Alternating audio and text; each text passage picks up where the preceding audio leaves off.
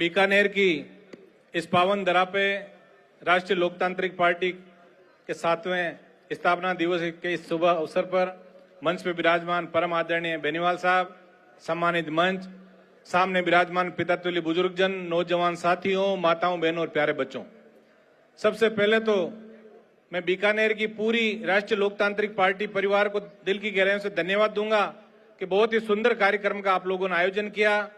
निश्चित रूप से राजस्थान के अंदर एक बहुत बड़ा बदलाव आने वाले चुनाव के अंदर दिखेगा, क्योंकि आज बहुत बड़ा हमारे बुजुर्गों का आशीर्वाद, जिस स्थान से हमारे कार्यक्रमों में लोग कम आते थे, वहां से भी हजारों की तादाद में युवा और बुजुर्ग बड़ी संख्या में हनुमान जी को आशीर्वाद देने आए हैं। मैं तो इतना ही निवेदन करूंगा, क्योंकि समय का अभाव है, ये चीज सही है, हमें समय को पहचानना है। हम सत्ता से बहुत दूर नहीं है, सिर्फ समय और अनुशासन।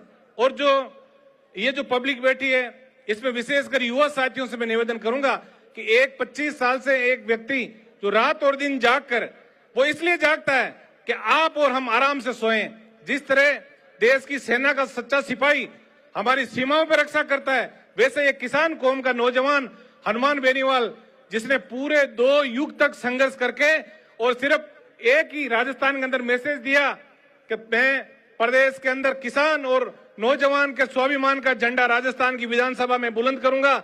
ऐसे व्यक्ति को दोनों हाथों से हमें आशीर्वाद देना है। हमें हमेशा ध्यान रखना है कि अनुशासन से ही सफलता की सीढ़ी पे हम लोग पहुंच पाएंगे। हमें अभी हनुमान जी का भाषण बहुत जरूरी है, पहले होना है, और पूरे वक्ताओं ने अपनी अपनी बातें रखी, लेकिन मैं विशेष निवेदन मंच पे जो विराजमान है आज उनसे भी करूंगा। थोड़ी सी पीड़ा है मन के अंदर। आज हमारे प्रधान जी, पूर्व प्रधान जी रूपाराम जी और उनके पास ही हमारे केडली के सरपंच साहब, थोड़ा आप हाथ खड़ा कर दें एक बार।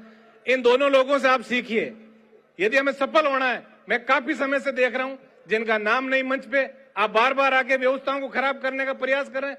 दोनों बुजुर्ग ये मेरे पिताजी के साथ रहे, हनुमान जी के साथ कंधे से कंधा मिला के पूरा आशीर्वाद देने का प्रयास किया।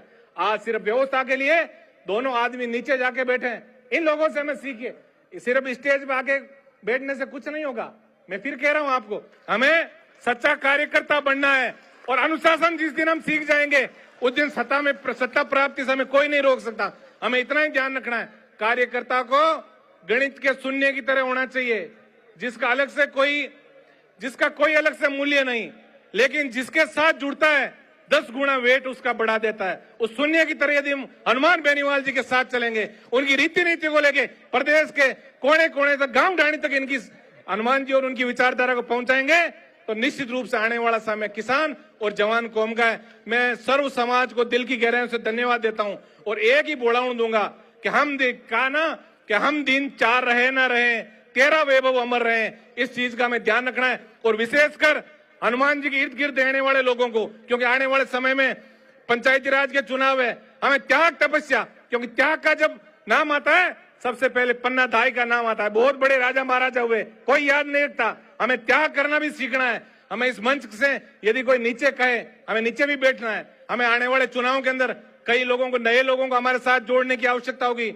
हनुमान जी चाह के भी सब लोगों को टिकट नहीं दे पाएंगे, लेकिन मैं अपनी तरफ से और इस मंच की तरफ से हनुमान जी को पूरा आश्वस्त करूंगा कि कमांडर, मैंने देखा है और मैं MBA का छात्र रहा हूं कि बॉस इज ऑलवेज राइट। इस चीज को आप ध्यान रखना, बॉस हमेशा सही है। इस चीज का ध्यान रखेंगे तो निश्चित रूप से हमारा एक ही लक्ष्य होना चाहिए कि जब तक राजस्थान की गद्दी के ऊपर किसान और जवान के स्वाभिमान की बात करने वाला हनुमान बेनीवाल, जब तक किसान कौम का स्वाभिमान का झंडा राजस्थान की विधानसभा में नहीं गाड़ दे, तब तक हमें चैन से नहीं बैठना है। इस चीज का आपको ध्यान रखना है। त्याग तपस्या, क्योंकि संगठन जो है, संगठन के अंदर बहुत बड़ी शक्ति है, लेकिन संगठन अनुशासन और समर्पण और समय मांगता है। इस चीज का आप ध्यान रखें, और हनुमान बेनीवाल जी को बहुत मजबूत आप लोगों को करना है। एक बार पुनः बीकानेर की इस RLP टीम को दिल की गहराइयों से बहुत बहुत धन्यवाद, और आप सब लोगों के उज्जवल भविष्य की शुभकामना प्रेषित करके और मैं मेरी वाणी को विराम दूंगा।